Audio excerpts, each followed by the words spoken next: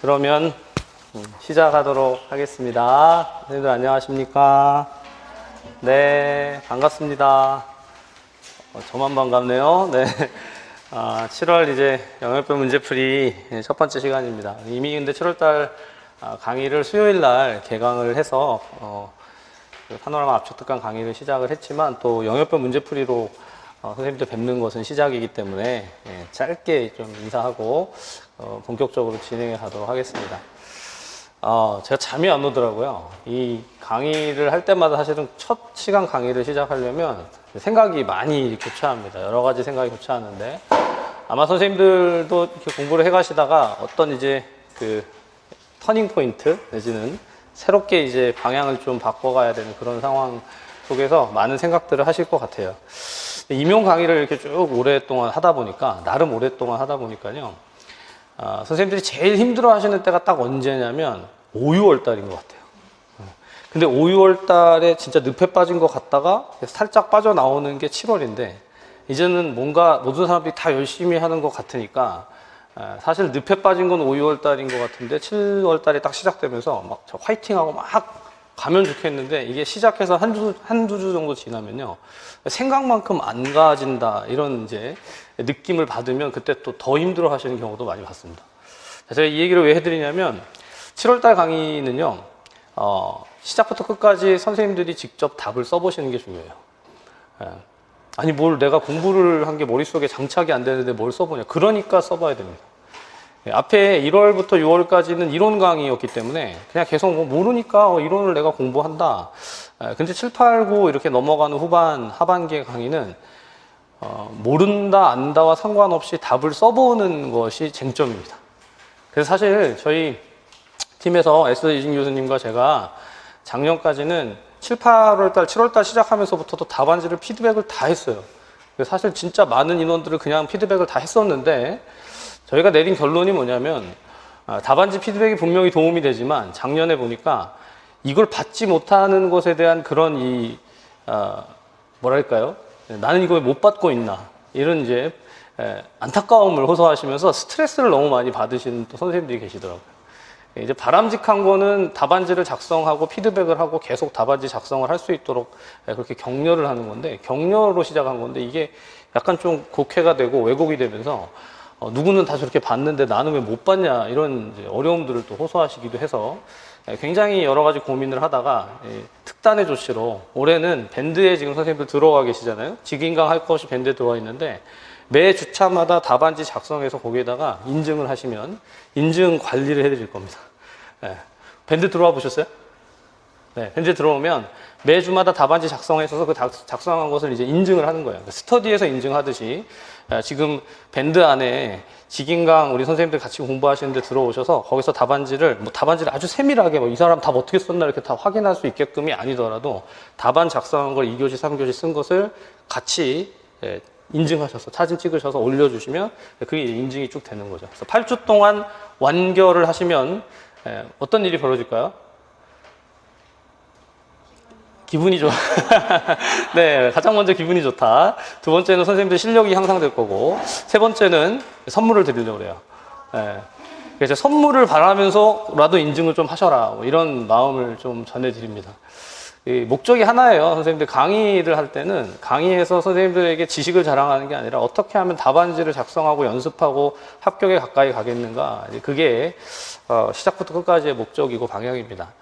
자, 그리고 또 하나는 이제 영역별 문제풀이라는 이 강의의 세팅은요, 이제 강의를 진행하면 더 선생님들이 잘 아실 것이고, 또 과거에 저희 팀하고 같이 또 공부하신 경우들도 있겠지만, 이 영역별 문제풀이에서의 문제라는 거는 문제 자체가 막 계속 베리에이션을 가지고 엄청나게 많이 바뀌는 게 아니라 비슷하고 중요한 영역을 반복해서 익히는 겁니다.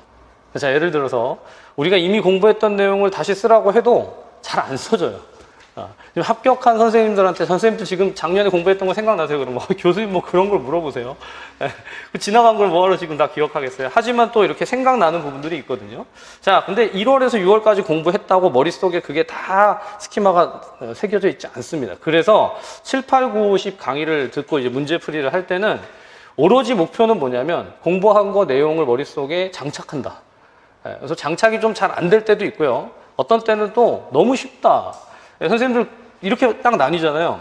문제가 너무 쉬우면 뭐 이런 문제를 문제로 풀지? 난 이런 거 다 아는데? 이런 거 얼마나 좋겠어요.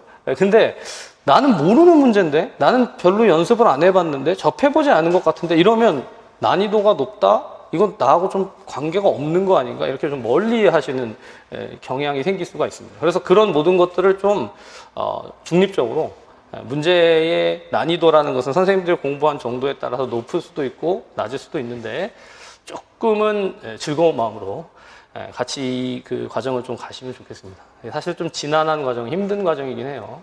매 주차별로 문제가 나오고 답을 작성하고 또 답안을 확인하고 이런 과정들을 가기 때문에 즐겁게 하시면 즐겁지만 이게 힘들다고 생각하면 답안지 쓰는 것 자체가 힘들잖아요. 네, 아침에 잘 쓰셨어요?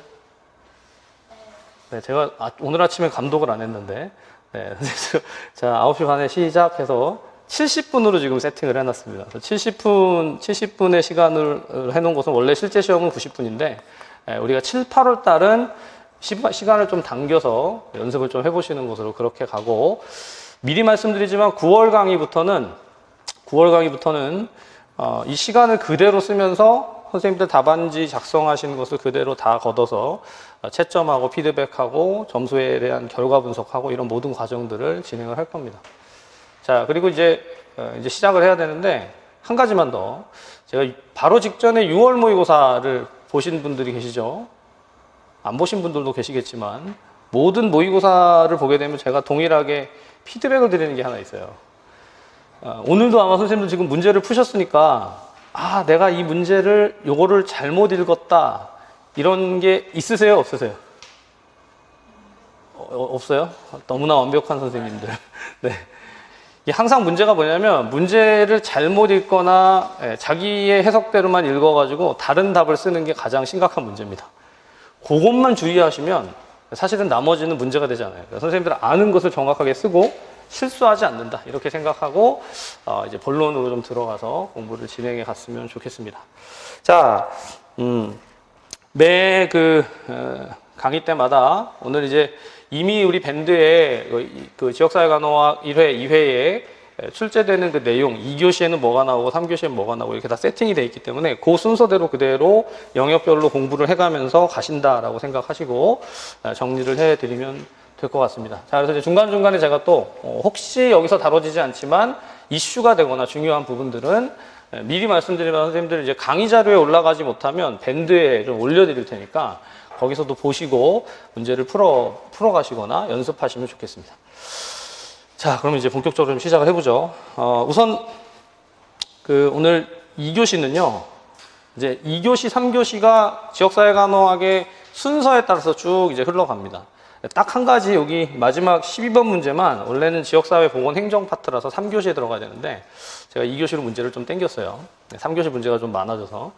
자, 근데 이제 지역사회 간호 개론, 지역사회 간호 이론, 또 건강증진과 보건교육, 그리고 지역사회 보건 행정, 크게 이런 이제 카테고리를 가지고 그 영역들이 구성이 됩니다. 선생님들이 이제까지 출제 경향이라고 하는 것은 기출 분석을 통해서 앞에 1, 2월 달에 기출 강의와 그리고 심화 기출을 통해서 내용들을 다 보셨기 때문에 영역별 문제풀이 강의를 듣고 연습하면서 항상 이전의 기출 문제들을 좀 이렇게 리뷰해 보시는 게 필요합니다. 앞에서 기출 분석을 안 하셨어도 이게 영역별 문제풀이를 보다 보면 제가 기출문 얘기를 자꾸 할 거예요. 이런 기출문제가 나왔었습니다. 이게 반복되고 있습니다. 그러니까 선생님들 그 문제를 좀 돌아가서 보실 필요가 있습니다. 이렇게 말씀을 드릴 테니까 계속해서 기출문제들을 좀 살펴보시는 게 좋겠습니다. 제가 어떤 문제는 그 자료 안에다가 일부 집어넣어서 뭐 기출의 재구성이라든가 기출의 재발견이라든가 이런 형태로 말씀을 드리긴 하지만 그게 좀 제한적이기 때문에 가능한 좀 기출문제집을 옆에 끼고 같이 좀 보시면 좋겠다. 기출문제집이 있잖아요. 그쵸? 옛날에 기출문제집이 없을 땐 제가 이런 얘기를 못했지만 문제집이 있으니까 있는 문제집을 가지고 잘 좀 돌려보시면 좋겠어요. 자, 이제 개론 파트에 대한 것은 뭐 구체적으로 문제를 더 풀어가야 하겠지만 우선 선생님들 개론 파트에서 문제가 출제되는 게요. 임용에서 출제되는 영역에서는 거의 이 오타와 헌장 또는 지역사회 간호의 기본적인 그런 기본적인 설정, 기본적인 개념들, 뭐 건강의 대한 측면, 건강 결정 요인에 대한 것들인데, 제가 선생님들 이 이제 임용 강의를 하면서 다른 시험에 대한 그런 트렌드라든가 방향도 계속 보고 문제도 다 리뷰를 합니다. 근데 이제 최근 지역사회 간호 역할, 작년에도 그랬지만 지역사회 간호 역할, 그리고 건강 도시, 또 건강의 결정 요인 이런 것들이 지역사회 간호 관련된 여러 영역들의 시험에서 계속해서 등장하고 있어요. 그래서 이런 부분들은 좀 놓치지 않고 가져가시는 게 좋겠다라는 것을 좀 생각하면서 문제를 드렸고, 자, 그 다음 이제 간호 이론 파트는 워낙에 고전적이죠. 워낙에 아주 전형적으로 출제되는 영역이기 때문에 간호 이론을 얼마나 잘 정리하느냐라는 게 관건일 텐데, 체계 이론이나 기획 이론이나 오렘의 이론, 노이의 이론, 뉴만의 이론, 이런 이론들에 대한 것을 제목과 그 구성 요소에 대한 것을 잘 좀 살펴보실 필요가 있고, 자, 그리고 이제 간호 이론만이 아니라 바로 이어지는 건강증진 이론도 마찬가지죠. 건강증진 이론에는 사실 시작에 타나일의 이론, 또 건강 10년 모형, 또 건강 증진 모형, 합리적 행위 이론, 계획적 행위 이론, 그렇죠? 또 프리시드, 프로시드 모형, 변화 단계 모형. 제가 이렇게 말씀드릴 때 아마 선생님들도 머릿속에 공부하셨던 이론들이 다시 한번 장착이 되실 거라고 생각을 하고, 그 이론들 안에서 무엇을 문제로 출제했는가가 이제 관건입니다. 자, 제가 수요일 날 잠깐 언급을 드렸는데, 우리 지금 강의의 스케줄이 압축 강의가 있고, 영역별 문제풀이가 있으니까, 사실은 압축 강의, 수요일 날 했던 압축 강의의 내용이 영역별 문제풀이에 다 시험 문제 출제되느냐, 그런 형태는 아니지만, 오히려 이렇게 크로스가 돼 있어서 지난 수요일에 했던 거는 다음 주에 출제가 돼요. 다음 주 금요일 날 학교 보험 파트가 들어가 있잖아요. 근데 이제, 오늘 여기 나와 있는 간호 이론이나 건강증진 이론에 대한 것은 다음 주 수요일에 복습 삼아서 여러분들 전체를 한번 다 정리를 할 겁니다. 이론과 모형을, 지역사회 간호에서 출제되는 이론과 모형을 지금 문제로도 드렸지만 선생님들과 키워드를 다시 한번 확인을 하고 갈 거니까 오늘 문제 풀고 정리가 좀 안 됐어도 다음 주 수요일 날 압축 특강 안에서 다시 한번 정리한다. 이렇게 생각하고 가시면 좋을 것 같아요. 자, 그 다음에 이제 보건행정 파트는 역시 또 여기서도 반드시 좀 봐야 되는 것들이 있는데 이것은 3교시의 내용으로 넘어가서 거기서 정리를 드리도록 하겠습니다. 자, 그럼 하나하나 좀 살펴보도록 하죠. 자, 첫 번째, 지역사회 간호 개론입니다. 자, 지역사회 간호사의 역할을 요약해 둔 것이다. 다음 보기에 알맞은 지역사회 간호사의 역할을 각각 기입하시오. 자, 이게 이제 사실 간호사의 역할을 기입하라. 그럼 간호사의 역할 알면 쓰면 되는 거예요. 근데 이제, 자, 선생님들 머릿속에 간호사의 역할이 머릿속에 쫙 다 리스팅이 돼가지고 정리가 되어 있습니까? 그렇지 않죠. 이 문제가 딱 주어지면 이게 뭐지? 이렇게 이제 고민을 할 가능성이 커요. 지금 여기 지문으로 드린 것은 우리 국가고시나 공무원 시험 등에서도 출제되는 지문들, 출제자들이 대부분 우리 임용시험하고 많이 겹치진 않지만 그 지역사회 간호를 가르치시는 건 같기 때문에 그런 맥락들을 제가 좀 차용했습니다. 자, 근데 1번을 보시면 대상자의 행동이 바람직한 방향으로 변화되도록 유도한다. 대상자의 행동이 바람직한 방향으로 변화된다. 여기 중요 포인트는 뭐냐면 변화되는 거죠. 변화되는 거. 변화되도록 유도하는 역할. 답은 뭔가요? 변화 촉진자가 되고. 자, 두 번째, 문제 해결을 위해서 대상자를 적절한 지역사회 자원이나 기관에 연결해주는 역할. 자, 이제 연결을 해주는 역할도 대상자를 연결해주는데 답이 뭐냐면 의뢰자입니다. 의뢰자. 뭐 고민할 거 없이 선생님들 답을 그렇게 골라주시면 되고. 자, 세 번째, 지역사회 인구 집단 중에서 서비스가 필요한 개인 및 특정 질환 이 환자를 뭐 한다고 돼 있어요? 발견한다고 돼 있죠. 발견하는 자는 사례 발굴자, 사례 관리자와 사례 발굴자는 다르죠. 자, 이게 제가 앞에서 강의할 때 여러분들 바로 옆에 제가 다 자료를 그 문제와 관련된 자료를 후단에 다 붙여놨기 때문에 결국 그 내용을 보시면 돼요. 여러분들 이제 뭘 가지고 공부할지가 고민이 된다 이런 분들이 있잖아요. 맥을 가지고 공부를 해야 될지, 암기의 맥을 가지고 공부해야 될지, 또 문제풀이 자료를 가지고 공부해야 될지. 어떻게 공부하는 게 제일 좋을까요? 내 마음대로 해라, 뭐 이런 거죠. 네. 세 가지 중에서 가장 내가 좀 내가 이렇게 익히기가 편한 걸 가지고 하십시오. 근데 세 가지가 다 다른 게 아니라 결국 핵심은 똑같아요. 그래서 지금 여기에 들어가 있는 자료도 기본 이론이나 기본 맥이나 또는 암기의 맥에 있는 것들을 제가 거기서 따와서 인용해서 여기 안에다가 넣어놨기 때문에 자, 앞에서 봤든 중간에 심화이론에서 반복했든 지금 문제풀이를 가지고 반복하든 문제풀이가 매주 지금 오늘 선생님들 아마 받은 게 한 50페이지 정도 될걸요? 그렇죠? 한 44, 5페이지 되죠? 그럼 매주 한 4, 50페이지 나가면은 2달 동안 몇 페이지 정도 될까요? 계산이 딱 되시죠? 네. 몇 페이지죠? 한 400페이지 넘을 거예요. 그러니까 이제 이런 말이 나오는 거예요. 영역별 문제풀이에 나오는 자료만 다 외워도 합격하지 않겠습니까? 네, 합격하는데 문제가 없죠. 네, 그 정도로 굉장히 중요한 내용들의 엑기스를 다루고 있는데, 자, 요는 여러분들 여기서 보는 지금 그 지역사회 간호사의 역할에서 대상자 중심 역할, 서비스 전달 중심 역할, 인구 집단 중심 역할, 이거 보셨어요? 안 보셨어요? 네, 다 썼잖아요, 앞에서 봤기 때문에 카테고리가 나눠지는 건 아는데 이제 그 안에 세부적인 내용으로 들어가서, 자, 제가 지금 사례 발굴자랑 사례 관리자는 대상자 중심의 역할이고 사례 발굴자는 인구 집단 중심의 역할로서 들어가 있는 것을 구분해 드리고 있는 중입니다. 자, 그래서 문제에서는 사례자를 발견한다. 서비스가 필요한 개인이나 특정 질환 이환자를 발견한다. 그래서 사례 발굴자가 3번이 될 것이고, 그 다음 4번에는 대상자의 요구를 충족하는 최선의 서비스를 조직하고 통합해서 서비스의 중복이나 누락이 있는지 확인하고 이를 보완하고 재구성한다. 이게 뭐예요, 답이? 조정자가 되겠죠. 자, 선생님들 여기에 이런 방식으로 문제가 나오는 건 내가 좀 추정해서 쓰겠다라고 하는데 거꾸로 가는 게 제일 어렵습니다. 자, 무슨 말이죠? 조정자의 역할에 대해서 설명을 해라, 서술을 해라. 근데 이제 한국말은 그게 참 좋잖아요. 조정자의 조정이 무엇인지, 여기 예를 들어서 2번에서 의뢰자라고 하면 의뢰가 뭔지, 그렇죠? 여기는 이제 사례 발굴이라고 했죠. 사례 발굴이라고 하면 사례가 뭔지 결국 단어를 정확하게 알면 공부를 따로 할 필요는 없어요. 하지만 이게 잘 안 되는 경우가 더 많습니다. 그래서 첫 번째 문제를 가지고는 그걸 보면서 다시 한번 이 지역사회 간호사의 역할에 대한 것을 정확하게 좀 보시고, 사실 역할을 보다 보면 오늘 문제에서는 그런 문제를 많이 안 냈지만 법하고의 관련성이 있죠. 어떤 법령에서 연결되어서 이게 무슨 법에 근거해서 나오는 역할이냐. 자, 이게 보건의료기본법이냐, 지역보건법이냐, 그렇죠? 학교보건법이냐, 산업안전보건법이냐, 또 정신보건법, 정신건강복지법이냐, 이런 법령들에 따라서 지역사회 간호사의 역할이나 내용들이 다르게 이해되는 게 아니라 똑같은 것을 각도를 다르게 보는 경우도 있기 때문에 그런 부분들을 좀 유의하시고, 제가 지난 수요일 날 잠깐 그런 말씀 드렸는데, 선생님들 법에 대한 건요, 제가 다음 주 8월 나간 압축 특강에서도 다시 정리를 하겠지만 정말 중요하게 봐야 될 필요가 있습니다. 다른 것보다 법령은 왜 문제를 냈냐고 따질 사람이 아무도 없어요. 이게 무슨 얘기인지를 잘 아셔야 되는데 왜 그런 문제를 자꾸 내는 거예요? 라고 따질 수 있는 사람이 아무도 없기 때문에 출제자들이 가장 선호하는 게 법에서 끌어오는 겁니다.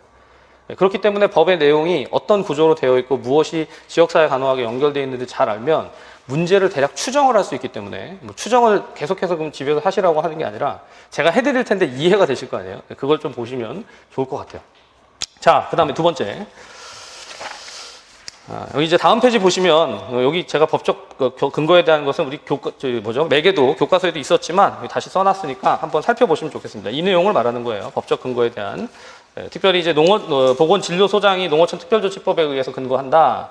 말씀드린 것처럼 보건교사 학교보건법에 근거한다. 이런 내용들 한번 읽어보고 가시면 좋겠습니다. 자, 그 다음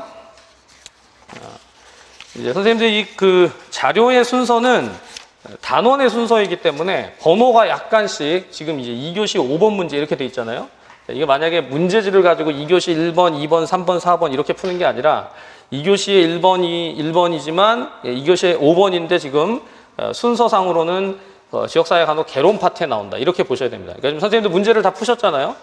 자, 문제를 푸셨으니까 푸셨던 문제지와 그 내용은 옆에다가 놓으시고, 그리고 해설지를 가지고 강의를 들어주시는 게 가장 편할 거예요. 제가 그럼 먼저 좀 가이드를 해드렸어야 되는데, 이게 이제 그럼 순서를 다 맞춰가지고 2-1번, 2-2번, 2-3번 이렇게 하면 좋지만 어떤 비중에 따라서 순서를 좀 뒤바꿔놨기 때문에 무슨 얘기인지 아시겠죠? 자, 2교시 2번 문제로 가겠습니다. 2교시 2번 문제. 2교시 2번 문제로 가면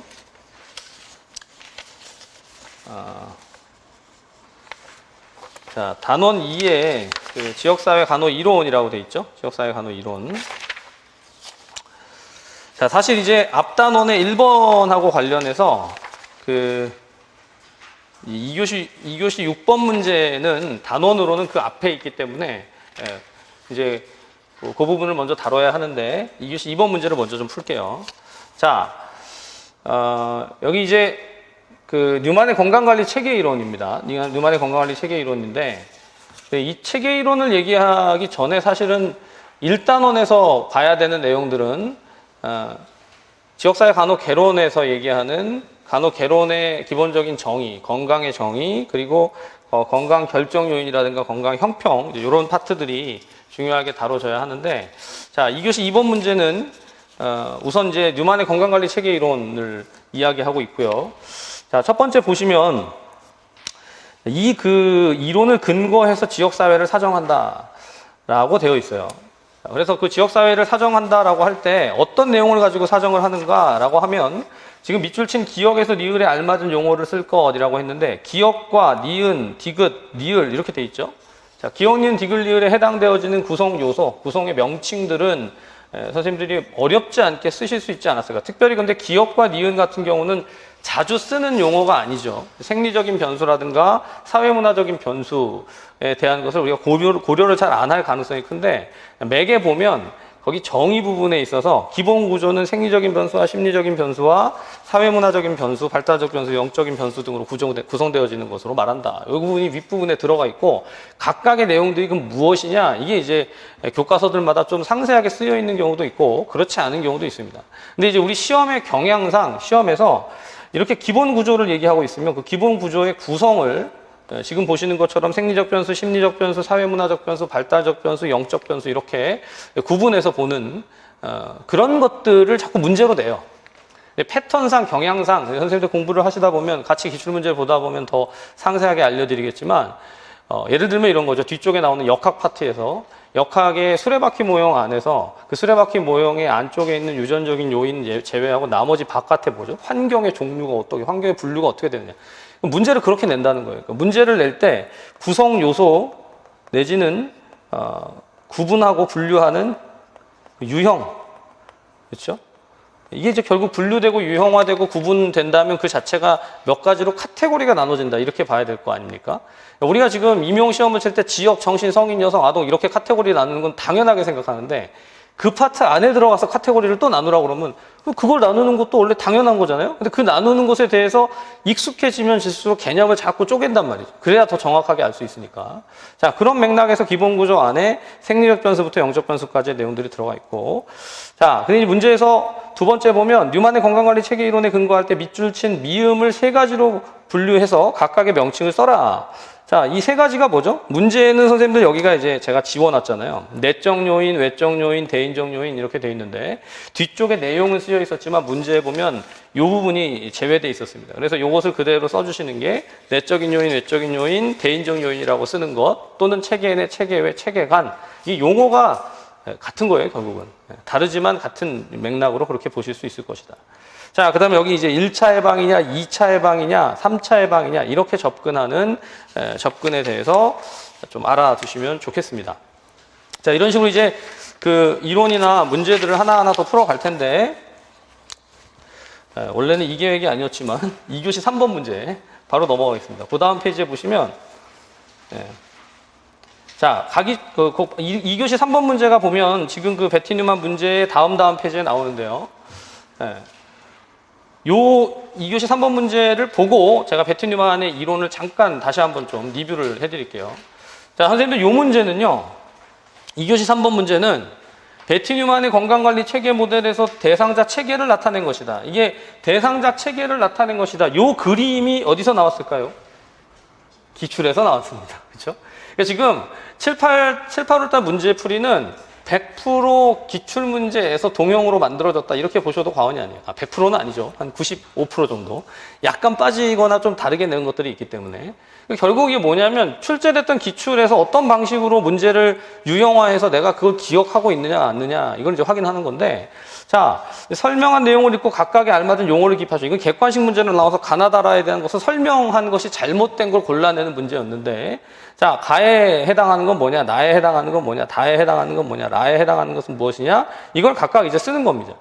자, 이제 가는 뭐예요? 개인의 일상적인 대처 유형, 삶의 유형, 발달 단계와 같은 행위적 요인과 변수들의 복합물이다. 사실 이 문제가 객관식으로 나왔을 때 그렇게 녹록한 문제가 아니에요. 선생님들 이게 이론을 가지고 객관식 문제로 내면요, 그 이론을 정확하게 이해한다고 해도 막상 읽다 보면 헷갈리는 게 이론입니다.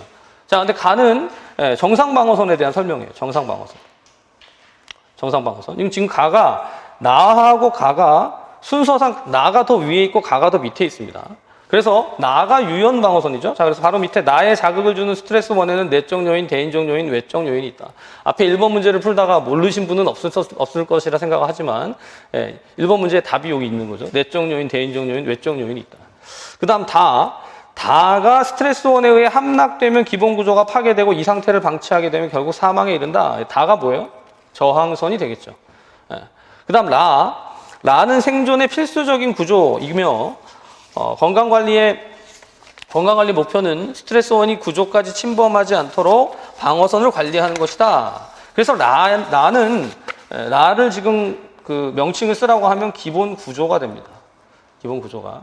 자, 근데 이제 선생님들 이론 강의 때도 제가 설명을 드렸지만 이게 기본 구조, 라를 기본 구조라고 명명하는 게 맞는데 또 일부 많은 지역사회 간호 교재들에서 기본 구조와 제가 강의 때 설명드렸죠. 기본 구조와 저항선과 정상방어선과 유연방어선이 있으면 이걸 다 합쳐서 구조 내지는 기본 구조라고 보기도 합니다. 그러니까 혹시라도 문제에서 출제가 됐는데 지금 이런 그 표처럼 가나다라를 딱 단계별로 얘기해서 이것의 명칭을 묻는 거라고 하면 거기에 맞춰서 답을 하면 되지만 만약 이걸 전체를 다 통합해가지고 기본 구조라고 얘기하고 있는 것 같으면 거기에 맞춰서 문제를 푸셔야 돼요. 조금 유의를 할 필요가 있습니다. 그래서 문제를 잘 읽어보는 것이 필요하다는 거죠. 자, 여기 잠깐 앞으로 바로 앞 페이지로 넘어가 보시면 베티누만의 건강관리 체계 이론에 대한 그 주요 개념들입니다. 이렇게 복습을 좀 해보시면 좋을 것 같아요. 선생님들에게 제안을 드리는데 이미 그 스터디를 하시거나 또는 스터디를 하지 않아도 일단 문제풀이의 시즌이 딱 되면 선생님들이 문제를 한번 풀어보는 게 가장 기본이죠. 문제가 주어지면 문제를 한번 풀어보시고 풀어보고 난 다음에 문제를 풀고 해설 강의를 듣잖아요. 그 다음에 뭐 할까요? 안녕. 문제 안녕. 그게 아니고 해설 강의를 듣고 나면 오늘 강의 끝나고 나서 제가 강의 끝나고 나서 그날 자정 전까지 모의 답안, 예시 답안을 올려드릴 거예요. 밴드에다가. 선생님들 답안지에 쓴 것처럼 제가 손으로는 쓰려니까 손목이 너무 아파가지고 워드로 쳐가지고 요즘 워드 치는 것도 손목이 아프더라고요. 워드로 쳐가지고 올려드릴 테니까 이 답안을 한번 다시 읽는 거죠. 자, 그럼 문제 한번 풀었죠? 해설 강의 들었죠? 모의 답안을 읽었죠? 그리고 나서 복습을 합니다. 그럼 몇 번을 보는 걸까요? 같은 내용을. 최소 3번을 보게 돼 있거든요. 그죠? 네. 그렇게 해서 좀 반복적으로 같은 거를 회독하는 그런 세팅을 만들어 두시는 게 이 지금 그 문풀에서 모거 시즌으로 갈 때는 그게 되게 중요해요. 이러다가 이제 9월 달에 가서는 여기에 한 세션이 더 들어가는데 선생님들이 답안지를 문풀하고 나서 제출하고 해설 듣고 모의 답안 확인하고 복습하고 있을 때쯤에 답안지가 다시 돌아와요. 내가 썼던 그 답안, 내가 못 썼던 문제 뭐 이런 거. 그렇게 해서 확인하면 이제 한 4-5번을 확인하게 되기 때문에 요 세팅만 제대로 돌리면 제가 단언컨대 요 세팅만 제대로 돌려서 선생님들이 문제를 풀고 모의고사의 답안지를 계속해서 자기 걸로 숙지해서 지금 1회차부터 시작해서 8회차 그리고 9, 10월 달에 동일하게 16회차죠. 그 다음 최종에서 4회까지 그렇게 가면 떨어지기가 쉽지 않을 거예요, 아마. 저는 그래서 선생님들 합격을 시켜야겠다라는 생각으로 하는 거니까 자신감을 가지고 열심히 하시기를 먼저 당부를 드립니다. 자, 그래서 자료에 보면 이렇게 중간중간에 가능한 한 친절하게 그냥 내용을 다 넣을 거예요. 이게 지금 선생님들 책에 있는 내용이잖아요. 책에 있는 내용을 뒤에다가 해설로 간략하게 붙일 테니까 혹시 이제 이런 선생님들 계세요. 제가 이게 그 선생님들의 니드를 다 맞출 수는 없지만 아니 교수님 그거 책에 다 있는데 뭐하러 여기다가 집어넣어가지고 프린트를 또 하게 하세요? 이렇게 하시는 분이 있어요. 그럼 이제 좀 당황스럽지만 선생님 그러면 그냥 프린트 하지 마세요 이렇게 말씀드리고 싶은데 또 어떤 분들은 교수님이 내가 책이 없는데 이거 어떻게 공부를 하냐? 그럼 책을 다 사야 되냐? 그럼 답은 뭘까요? 책을 사시면 됩니다.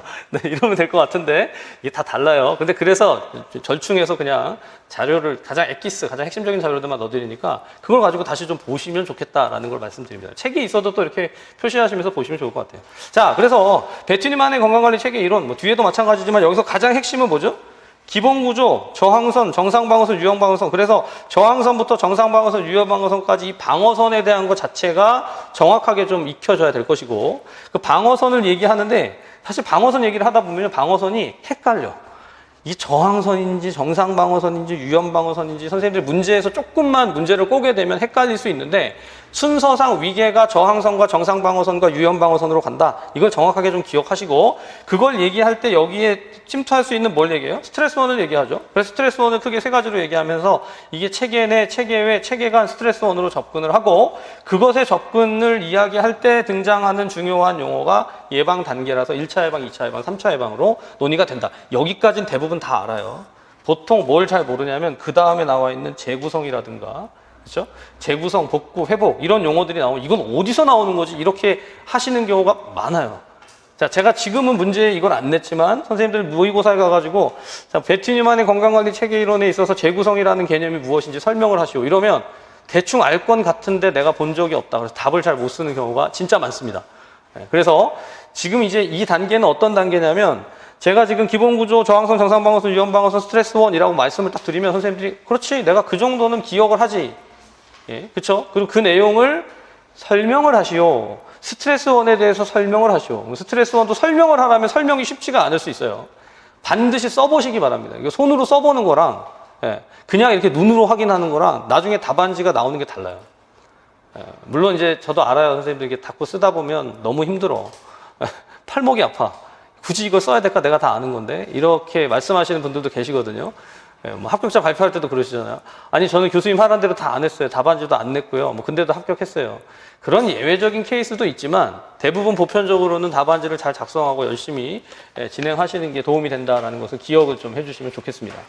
자, 그래서 여기 마지막 부분 볼까요? 적용해 보면 대상자에게 접근 시 하나의 체계로 접근한다. 이게 지금 좀 전에 문제에서도 건강관리 체계 모델에서 대상자 체계를 나타낸다고 했잖아요. 그래서 하나의 체계로 접근해서 대상 체계가 균형 있는 안정 상태를 유지하도록 하는 것임을 제시한다. 간호 활동은 그래서 기본 구조를 중심으로 구성되어 있는 세 가지 방어선에 대한 사정과 확인과 스트레스원에 초점을 맞춘다. 자, 선생님도 질문을 한번 해보죠. 뉴만의 건강관리 체계 이론에서 뉴만의 건강관리 체계 이론을 간호에 적용할 때 중요한 두 가지 사항을 쓰시오. 이러면 왜 두 가지 사항이 중요하지? 라고 생각하실 수 있지만 지금 여기 딱 보면 뭐예요? 세 가지 방어선에 대한 사정이 하나고 이게 첫 번째고 두 번째는 스트레스원에 초점을 둔다. 즉 스트레스원과 방어선에 대한 것에 관심을 두는 게 이 모형의 초점의 핵심이에요. 그러니까 이제는 그냥 단순히 그 모형이나 이론을 그냥 보고 이거 외워야지 이렇게 생각하지 마시고 여기서 지금 뭘 얘기하려고 하는 건지 한 번 더 좀 살펴보시면 좋겠다. 그래서 1, 2, 3차 예방에 대한 접근으로 가게 되는 거죠. 자, 본 김에 바로 이어서 2교시 4번 문제도 가겠습니다. 2교시 4번 문제. 자, 2교시 4번 문제 보면 다음은 지역사회 간호 이론 중에서 로이의 이론에 따라 자극의 유형과 적응 모드 양상을 확인하고자 한다. 작성 방법에 따라 기입하시오 했어요. 자, 이게 선생님들 실제로 문제를 아침에 풀 때 내가 이론이 머릿속에 나름대로 정리가 돼 있으니까 문제를 볼 때 문제에 잘 적용이 되시던가요? 네, 그렇게 되면 돼요. 그렇게 되면 돼요. 말이 필요 없네. 네. 다들 너무 열심히 하고 계셔가지고 네. 얼마나 기쁜지 몰라요. 네. 이제 적용이 잘 안 된다고 얘기를 하면 이제 제가 이제 어떻게 말을 해야 되나 이럴 텐데 잘 된다니까. 네, 또 물론 안 되는 경우도 있어요. 네, 너무 낭망하지 마십시오. 처음부터 다 잘 될 수가 있겠어요. 자, 근데 여기 보면 로이의 이론으로 이론 자체가 적용되는 이론이 달라졌어요. 자극의 유형과 적응 모드를 확인해라. 작성 방법에 따라 기입하시오. 자, 아래쪽에 이제 이 항목들이 나오는데 이게 결국 케이스가 되는 것이고 어떤 사례냐 어떤 케이스냐 그에 따라서 주어지는 자극의 유형이나 적응 모드에 대한 것을 기입하라고 얘기를 하는 거죠. 자, 코로나 바이러스에 감염됐다. 이건 뭐예요? 초점 자극이 되겠죠. 그리고 그 초점 자극과 관련해서 연관 자극, 잔여 자극으로 이렇게 가게 되는데 보통 이제 많이 헷갈려 하지만 이 초점 자극을 제외한 나머지의 자극이라고 하는 것은 연관 자극이나 관련 자극으로 연관 자극, 관련 자극, 연관 자극 또는 관련 자극이고 잔여 자극으로 가게 되는데 잔여 자극은 기억해야 되는 포인트가 뭐냐면 대상자들이 가지고 있는 뭐죠? 신념 체계, 정확하게 측정되기 어려운 것. 예. 그래서 여기 지금 코로나에 걸리지 않을 거라는 신념, 이게 뭐예요? 잔여 자극이 되겠지. 잔여 자극. 저도 코로나에 안 걸릴 줄 알았는데 걸리고 나니까 뭐 누구나 다 걸리는 거다 뭐 이렇게 생각이 되는데 예. 아직 안 걸리신 분들 계시죠? 네, 나는 넘어갔지롱 막 이렇게 다시 오고 있다 요즘 이렇게. 네. 무슨 소리를 하는 건지. 자, 두 번째. PC방에서 마스크를 쓰지 않은 사람이 많았다. 이건 이제 초점 자극 이외에 그것에 영향을 줄 수 있는 연관 자극이라고 볼 수 있습니다. 자, 한편 감염 학생이 발열과 호흡기 증상을 호소한다. 감염 학생이 자가격리되면서 죄책감을 느끼고 힘들어한다. 또 감염 학생이 부모님을 면회하면서 사랑받는다고 느끼게 된다. 이게 이제 결국 다 보이는 그 내용들이 어떤 적응 모드로 설명이 됐느냐 하는 겁니다. 자, 첫 번째는 생리적인 적응이고, 그 다음 자가격리되면서 죄책감을 느낀다. 자아 개념에 대한 거죠. 자아 개념.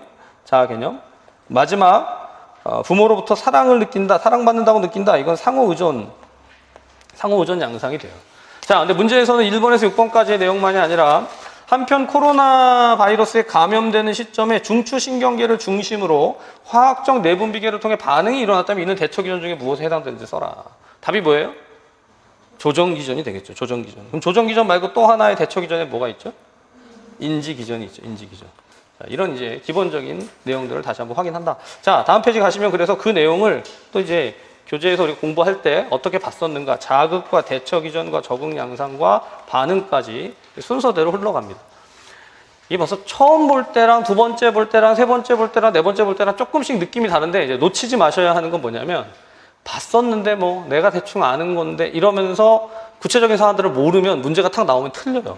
그래서 그걸 선생님들이 이제 눈을 좀 키우셔야 되는데, 그래서 문제를 정확하게 풀어보면 내가 뭘 모르는지를 알 수 있고, 자, 예를 들어서 지금 자극도 초점 자극, 관련 자극, 잔여 자극 이렇게 세 가지의 자극에 대한 것을 방금 보신 것처럼 문제가 나오는 게 일반적입니다. 이게 일반적이에요. 그런데 임용시험은 일반적인 것을 벗어날 때가 자꾸 있어요. 어떻게 벗어나냐면 이거죠. 기입에서 서술로. 사실 선생님들 이게 시험의 종류가 여러 가지 있잖아요. 국가식 뭐죠? 그 국가고시가 있고 공무원 시험이 있고 또 각종 이제 시험들이 있는데, 임용 시험이 간호사가 칠 수 있는 시험 중에서 제가 생각할 때는 가장 탑에 있어요. 왜 그런지 아십니까? 너무 대단한 시험을 내가 하고 있구나 이런 자부심을 가지시라는 건데, 왜냐하면 답을 써야 되기 때문에 그래요.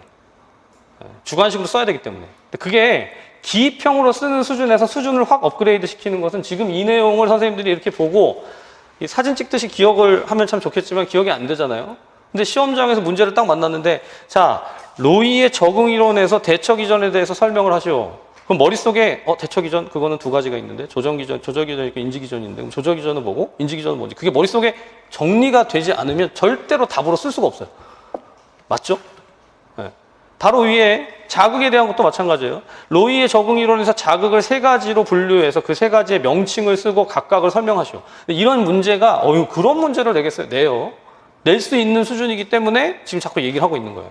자, 같은 맥락에서 로이의 적응 이론에 있어서 노이의 적응 이론에서 자극이 주어지게 되면, 자극은 세 가지 자극이 주어지지만 그에 따라서 대처 기준이 돌아가면서 네 가지 적응 양상이 나타난다. 나타나는 적응 양상 중에 첫 번째는 생리적 양상인데, 이것을 제외한 나머지 세 가지의 적응 양상에 대해서 설명을 하시오.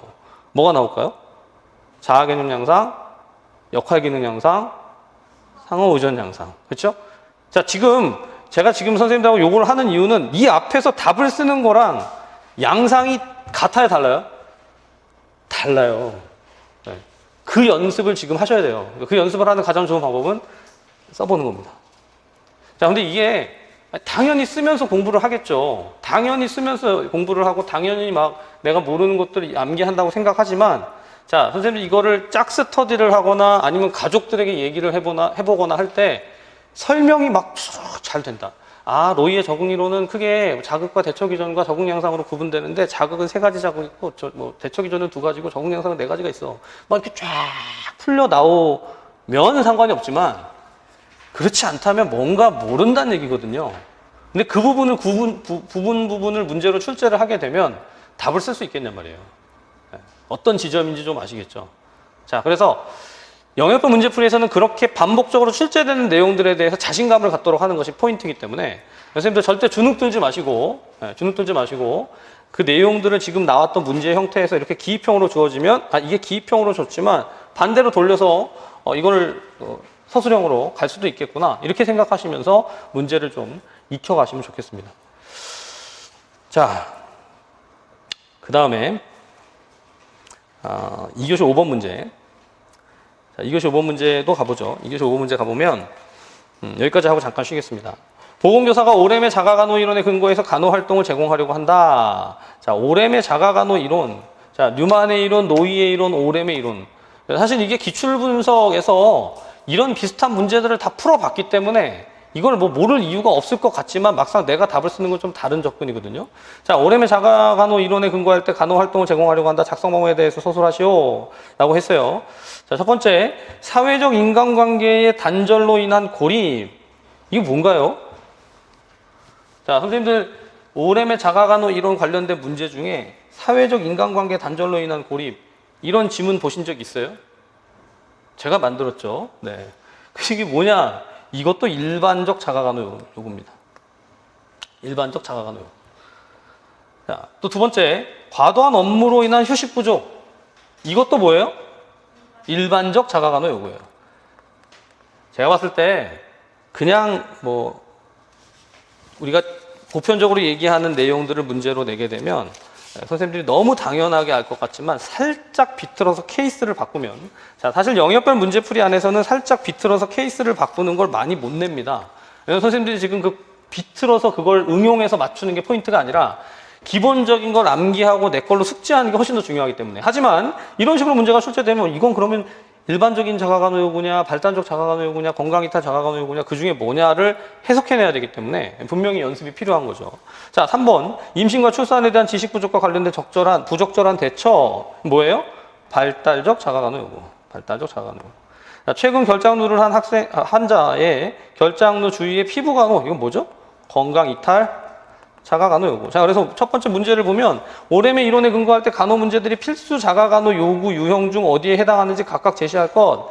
자, 오렘의 자가간호 이론 자체가 자가간호 요구의 유형이 세 가지가 존재한다. 이미 익히시고 계시지만 일반적 자가간호 요구, 발달적 자가간호 요구, 건강이탈 자가간호 요구입니다. 근데 그걸 명명할 때 보시다시피 필수 자가간호 요구라는 형태로 명칭을 붙여서 필수 자가간호 요구의 유형을 구분한다라고 쓰는 책들이 있어요.